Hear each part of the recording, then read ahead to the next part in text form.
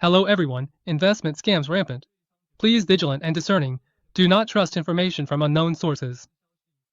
Please make sure to recognize 2 official Capital Securities community, Facebook, Capital Securities, YouTube, Capital Wealth Insights. Hello everyone and welcome to Capital Good Night. Today is Friday, March 20th, and I'm your host, Wong Peng Ri. Now, I came up with this title earlier this afternoon, but as we can see, the pre-market situation has already shifted a bit. This just goes to show that the current market, or rather the entire outlook, is actually quite volatile. So let's take a look at today's topic. We have a lot to cover today, and we've updated everything right up until we went live to bring you the most up-to-the-minute news. Right now, various parties are working hard to suppress oil prices, and it currently looks like we initially thought the market might have some breathing room in the short term. However, it now seems that news of Trump potentially considering military action has disrupted market sentiment. Moving forward, we need to keep an eye on today's developments, especially since today is Triple Witching Day, so there will likely be many variables and higher volatility. Additionally, I'd like to remind everyone that for now, maintaining flexibility and a buffer should still be your primary consideration. Overall, you should pay closer attention to your investment positions and cash management. All right. Now, we can see that various countries are working hard to drive down oil prices. Actually, back when the conflict was quite intense, Trump called on many nations to help him ensure the Strait of Hormuz remained open, but those countries ignored him. However, those same countries issued a statement yesterday confirming they're willing to share the responsibility of ensuring the safe passage of vessels. This move is essentially intended to calm market sentiment. Right now, the market is quite concerned about the continued closure of the strait and potential energy supply disruptions. For now, these are just verbal commitments, and whether they'll actually follow through is another matter entirely. But at least for now, we're seeing many efforts being reported online and in the media. This indicates that countries realize that if high oil and energy prices persist, it will have a major impact on the market. Furthermore, U.S. Treasury Secretary Bessent stated that the U.S. might soon lift sanctions on Iranian oil and could further release strategic reserves. These are also measures to mitigate oil prices. So oil prices are currently fluctuating as a result of these international efforts and the ongoing back and forth of Iranian attacks. Consequently, the stock market is also rising and falling. For instance, European stocks rose this afternoon, but then turned and fell once oil prices started climbing. So for now, the stock market is still very much driven by oil prices. Everyone should probably keep a close eye on oil price developments. All right, let's discuss the future direction of the conflict. Since it's already Friday and there's no major data or earnings reports today, we all know that a few days ago, Israel struck an Iranian oil and gas field. Iran then retaliated by hitting a gas field belonging to its close ally, Qatar, a field that is actually shared 50-50 with Iran. So moving forward, Trump has come out to speak, and some say he actually knew all along. Regardless, it now seems both sides may have a tacit understanding not to strike each other's energy facilities. If this turns out to be true, the subsequent level of destruction will be limited. As for Iran, if its energy facilities aren't attacked, it can still transport oil. Plus, we just saw Bessent mention potentially lifting oil sanctions on Iran, meaning Iran would still have money to keep fighting. And they can't be defeated. So moving forward, the likelihood of a large-scale escalation in this conflict is lower. It might just persist as a long-term conflict. The U.S. will then look for an opportunity to exit. Now, these notes were also written this afternoon regarding our ongoing discussion about the possibility of the U.S. sending in ground troops, because, as we mentioned a few days ago, the U.S. needs to increase pressure or achieve a phased victory to have the opportunity and justification to withdraw. But now, even more reports are surfacing that the U.S. might deploy troops. We should all take note of this. This idea of a U.S. troop deployment originally seemed unlikely, far-fetched, or at least low probability, but now it's looking more and more possible. It's like many things. At first, you think it's impossible, like a fairy tale. But after a few days of media saturation and subtle influence, you start thinking, hey, this might actually happen. Let's use this as an example. Initially, everyone thought a US deployment was highly improbable, asking how it could even happen, saying they couldn't win and the risks were too high, and so on. But over the last few days, we've seen constant news reports saying the US is considering it. So, almost imperceptibly, people slowly start to accept the idea until finally, the US might actually deploy troops when the chance arises. This is something to watch for how news and information can be used to shift public perception and acceptance of certain events. All right, there's also a very important event next week, Satellite 2026. So there's another sector to keep an eye on next week, space stocks. The theme of this exhibition is seamless connectivity and multi-orbit integration. It runs from next Monday to Thursday in Washington, D.C. Many space-related companies will be attending, and it's expected that during the exhibition, more information and technical details will be presented. Key highlights include the integration of 5G and 6G non-terrestrial networks. Satellites may no longer be standalone systems, but will instead be deeply integrated with terrestrial networks. Achieving global 6G coverage. So there's potential for growth in areas like mobile communications, satellite services, and military operations. Additionally, there's the commercial rollout of D2C, which is direct-to-cell satellite technology. We'll be watching how companies like SpaceX and AST Space Mobile address spectrum issues and ensure stable data transmission. Finally, there's space defense and sovereignty, which combines space with national defense and military applications. Now, as we all know, the current geopolitical situation is quite uncertain, so this exhibition also has a dedicated area to discuss how governments and the military can enhance resilience through low Earth orbit satellites. All right, so Satellite 2026 is a pretty good short-term investment direction for next week. This week, we can see that OFC has actually driven the optical communication sector. There's been a big surge, but for next week, if you're looking for a short-term play, you could focus on the space sector. We actually mentioned a few days ago that you should keep an eye on space stocks. So let's go over it again. For the Satellite 2026 exhibition, here are the main stocks to watch. You can also look for others later. Currently, this sector as a whole hasn't seen a very significant rise yet, except for Planet Labs because its earnings report was very strong and it's on track to start achieving a non-GAAP profitability. It's actually not far from GAAP profitability now. All right, so as you can see, I still recommend these few, or rather suggest you keep an eye on these stocks. You can take a look at their core highlights. They all have quite unique characteristics. In the future, there should be many themes, orders, or developments that will gradually gain momentum and become a major overall investment direction and theme. As for Planet Labs, we mentioned it mainly collaborates with NVIDIA, and its earnings report was quite good. Then there's Globalstar, which has a deepening partnership with Apple. We'll just have to see how their partnership develops. We've already talked about Rocket Lab and ASTS, so I won't say much more. You can keep following them and look for suitable investment opportunities. Now, Black Sky is currently somewhat similar to Planet Labs, but its main strength is providing real-time data reporting and monitoring, while Planet Labs is more dynamic or has historical data. Black Sky can give you information very quickly, so it's relatively more useful in things like wars or military operations. We've also mentioned Iridium. It's one of the few profitable space companies, so its stock price is performing the best right now, not counting Planet Labs' recent surge. So for now, just keep an eye on this sector for future entry opportunities. All right, let's first look at the recent performance of these stocks. PL actually went up yesterday, and it's surging in pre-market today. There should still be plenty of room for growth if it can successfully break through its previous relative high. As for GSA, it's overall still in a stage of gathering momentum.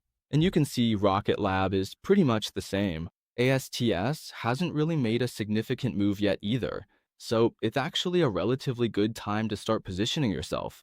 But you still need to pay attention to the overall market performance. All right, and this is BKSY, which is overall still it's in a phase of relative consolidation, slowly moving upward. Then for IRDM, you can see that because it's a profitable company, its trend is quite nice, and its moving averages are all, well, overall, they're all trending upward, whether in the short term or long term. Currently, its annual line hasn't really turned up yet, but if the stock price continues to fluctuate or move up, the annual line will eventually follow. So that's the current situation for these companies. This sector looks like it could offer some short-term investment opportunities next week. As for optical communications, this week it seems like they have a lot of news and momentum. And looking ahead, this trend is also very clear. All right, next let's look at some changes in asset prices. First is the US dollar index. Currently, the US dollar index is still maintaining a relatively high level. Now, we'll continue to observe the development of this conflict. Given this background, the dollar should remain strong for a while. As for the 2-year Treasury, there's currently no change. We'll see what happens next. For now, it's still at a relatively high position. Regarding the 10-year and 30-year, since there's no trading in the Asian session today, there's not much data right now. However, they're both still at relatively high levels. Actually, as we'll see later, there's a lot of news. Some news mentioned the ECB is considering rate hikes if Fed Chair Powell, who didn't say much on Wednesday besides "I don't know," so if he starts seriously discussing rate hikes later, that could put pressure on the market. Also, keep in mind that many Fed officials will be speaking next week. If these Fed officials take a slightly hawkish stance, or are interpreted as being hawkish, it will create another wave of pressure. So currently, it's really just a mix of bulls and bears. If things aren't handled right, it could trigger a series of signals seen as market pressure, like high oil prices, a hawkish Fed, inflation fears, and so on. That's why we mentioned in the title, the main reason everyone should maintain a buffer and stay flexible. All right, the S&P 500 is showing some bullish resistance at the annual line. So for now, if the situation eases up a bit, there should be support here at the annual line. So it seems the major US indices should see some defensive action around their annual lines. This is also why we might see a rebound soon, as there isn't much major economic data next week. So there might be a small window, but with pre-market news of Trump's potential moves today, well, it still really depends on the conflict. So looking at technical analysis or this chart, there might be bullish resistance, but it depends on the conflict's progress. Okay, the Dow is actually weaker, so it might maintain a more bearish pattern for now. However, after the OFC these past few days, there might be a temporary pause and capital could rotate to other sectors. Well, we can see the Nasdaq Composite might also show some resistance here, and it could potentially return to the yearly line, but this is contingent on the war not escalating too much. Then there's the Philly Semi. It's actually performing quite well. Overall, we'll keep watching. Currently, the fundamentals of these companies haven't changed, so we'll see about these. Will AI capital expenditures be delayed? If they are, these things might face more pressure. Because the current conflict has affected many Gulf countries in the Middle East, and many of them had plans to build data centers. And also, they have close cooperation with many big tech giants. These things could potentially affect the future earnings reports and guidance of these companies. So we'll keep an eye on that. If these effects start to emerge, the Philly Semi, which has been doing well, will face more pressure later on. All right. We can see that small cap stocks also had a slight rebound yesterday, so we'll see how that goes. As for the SPW, it's relatively still doing okay compared to, it's doing better than the Nasdaq Composite and the S&P 500. Okay. Next, looking at global developments, there's news from the pre-market that Trump is considering seizing the Iranian island used for oil loading. The goal of doing this is to force Iran to reopen the Strait of Hormuz, because we can see that, based on what we saw before, Iran wants to have a say in the Strait of Hormuz after the war ends, essentially to collect transit fees. It seems the US finds this unacceptable. The US also wants to maintain its control over the Strait of Hormuz. That's why it seems the conflict won't end anytime soon. If the US withdraws now, it achieves nothing and gives up its dominance in the Persian Gulf region. So it looks like it'll be hard for the US military to pull out. So, what's the more likely development? People are discussing whether you'd really seize the island because there's still a risk of casualties, so the risk is quite high. And the US might continue airstrikes to weaken Iran's capabilities before seizing the island. That could happen in a week or two. Also, if this island seizure actually happens, the US might need to deploy more troops to the Middle East. So it'll likely be a while before this actually occurs. Many things right now are still news driven. So this is basically things could change very quickly. So everyone should be aware that this might change again in a few days. We need to keep following the developments. And it might be best to set some take profit and stop loss levels. Okay, and another thing is, there's another scenario where if the US doesn't seize the island or send troops, they could continue attacking Iran and then send destroyers and planes to escort tankers through the strait. But it's unclear if that's feasible because the Strait of Hormuz, its shortest distance is very narrow, only a few dozen kilometers. If you use different kinds of weapons, it's very easy to strike passing ships. Since the outcome of the escort is unknown, if there are casualties during the escort, it would instead be endless news. So, regarding this, we'll have to see what they decide to do next. But the talk about deploying ground troops seems to be increasing, and there's more and more news about it. All right, another thing is that the spokesperson for Iran's Revolutionary Guard was killed, so another high ranking official has died. Iran might continue to retaliate. Right now, Iran is continuously attacking neighboring Gulf countries. Saudi Arabia and the UAE have both reported intercepting Iranian missiles and drones.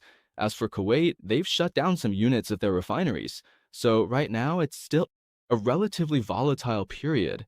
Although Israel and the US said they won't strike Iran's energy facilities anymore, Iran is still attacking the energy facilities of its neighbors.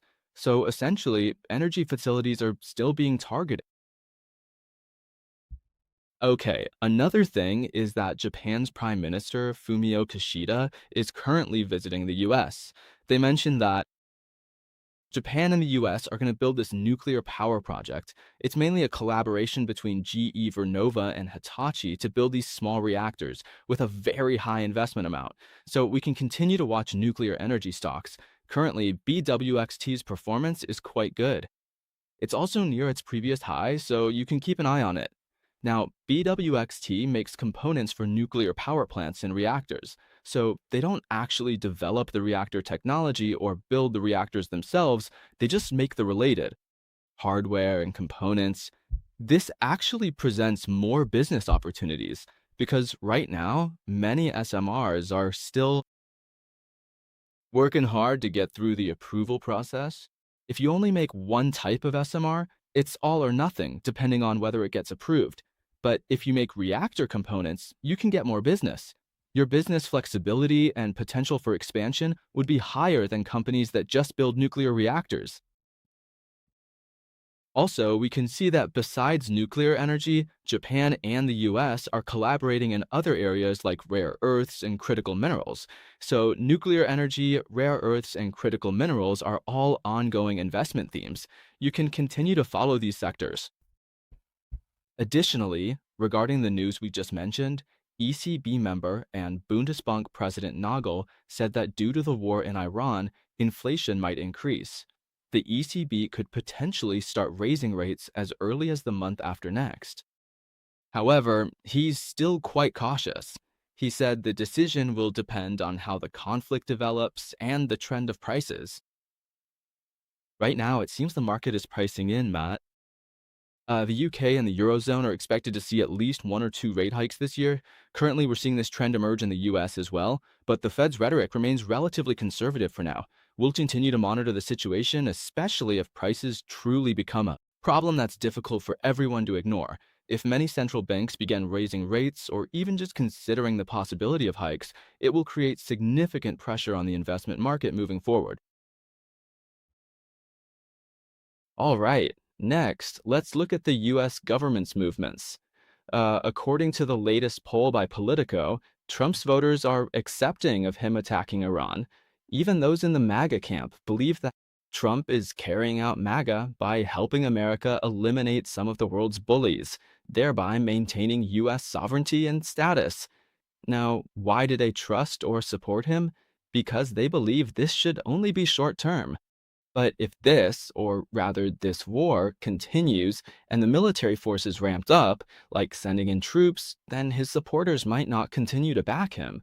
For now, it seems Trump's internal message is that we must strike Iran because Iran is disrupting the world order and potentially preparing nuclear weapons, possibly becoming a nuclear state by working on uranium enrichment and so on.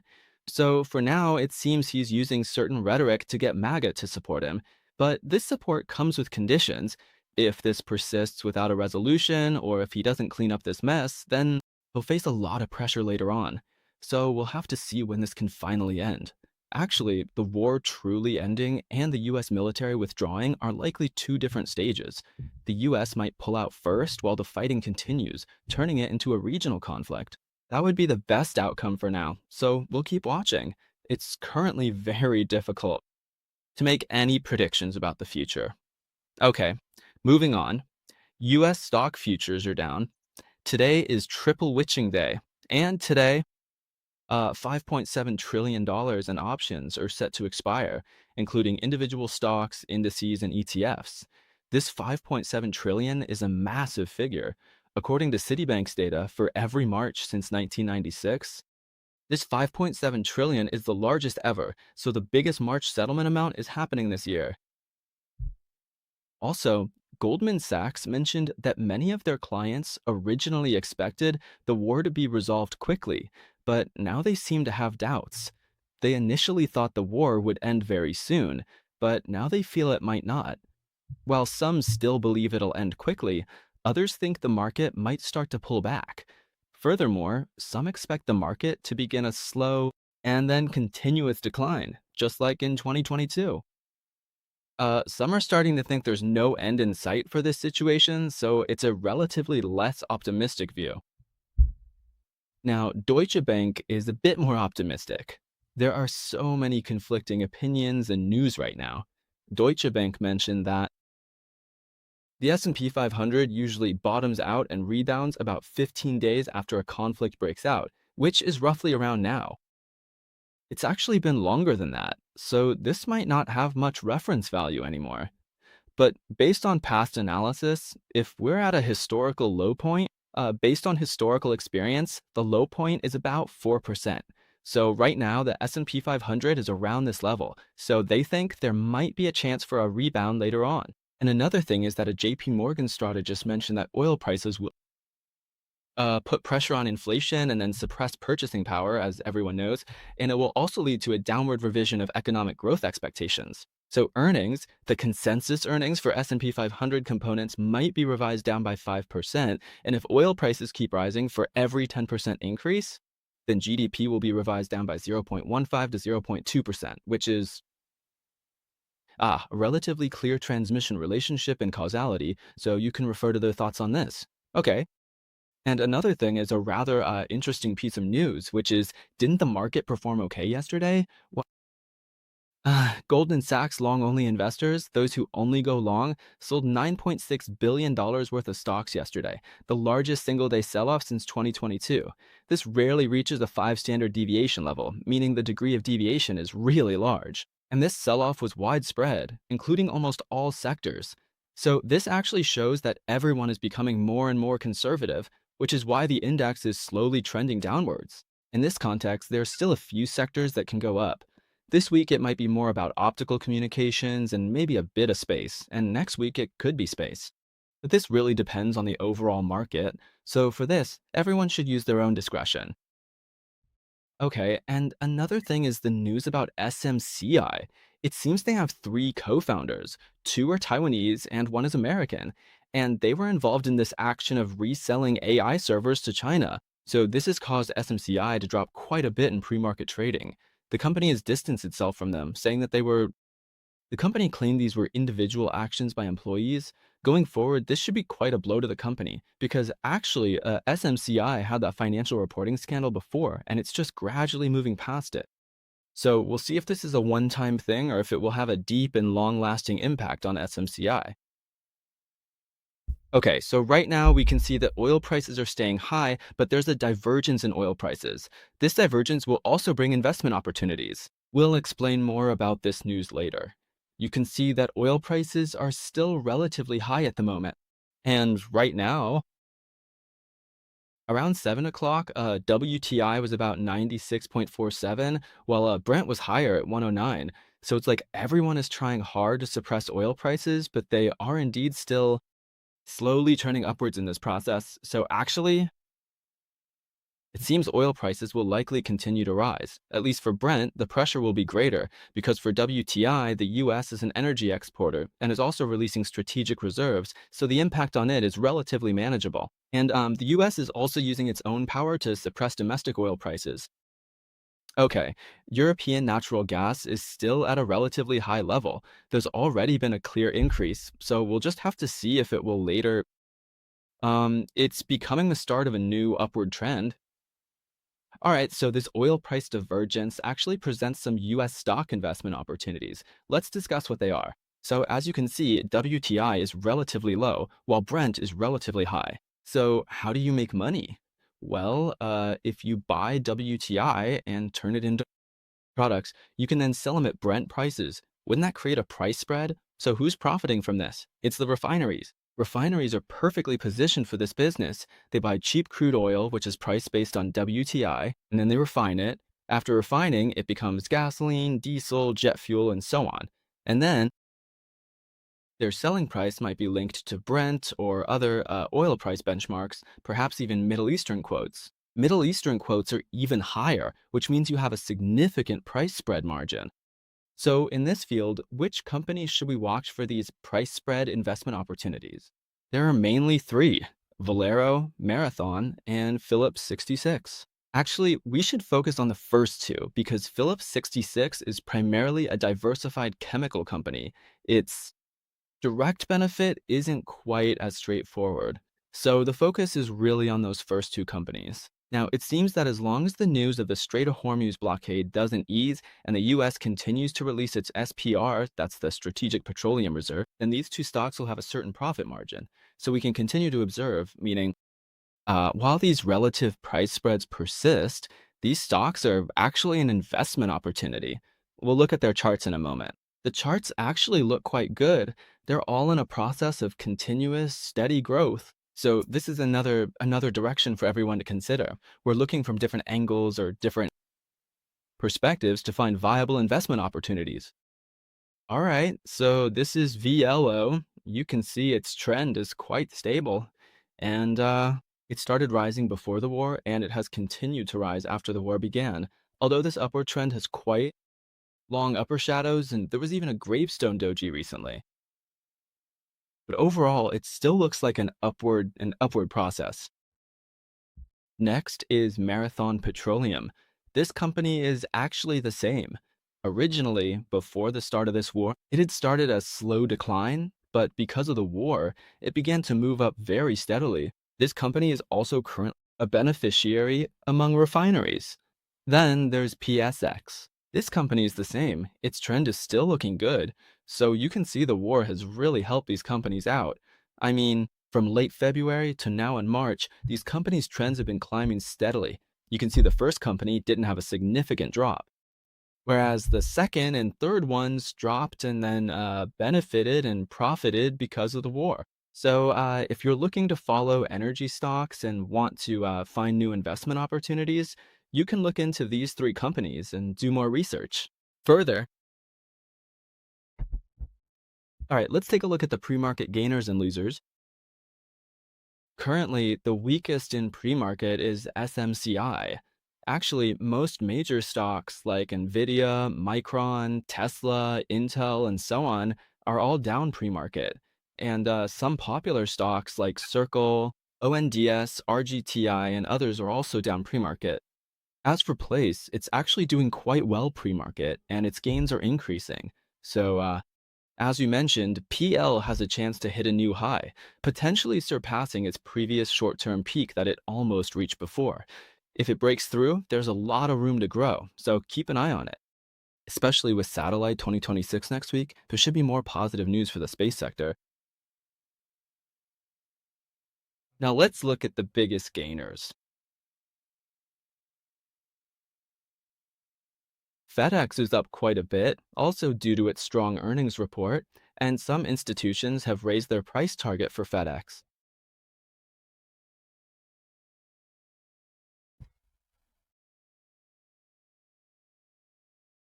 Then there's Unusual Machines, which is down significantly, seemingly because of a new share issuance. Let's check the S&P 500.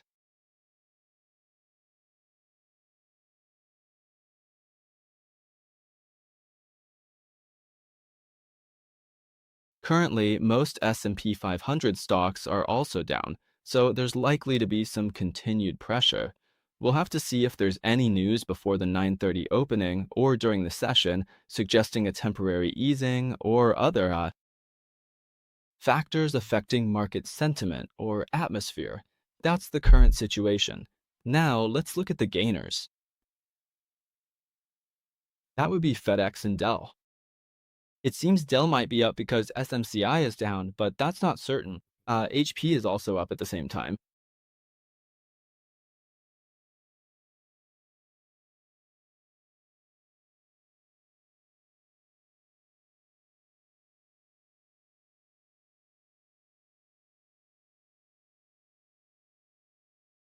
Currently, the biggest loser is SMCI. But as you can see, the declines aren't that large, and the gains aren't very big either. So today, we'll likely still need to watch how the conflict develops. All right, that's all for today's Capital Good Night. Thank you for watching. Our company has no improper financial interests in the individual securities recommended or analyzed. The information in this program is for reference only. Investors should make independent judgments, evaluate carefully, and bear their own investment risks. If you don't want to miss the latest market updates, be sure to turn on the notification bell and hit subscribe. In addition, we have plenty of great video content on both Facebook and YouTube. Don't miss out. In our group, we share in-depth explanations of global financial events with you every day.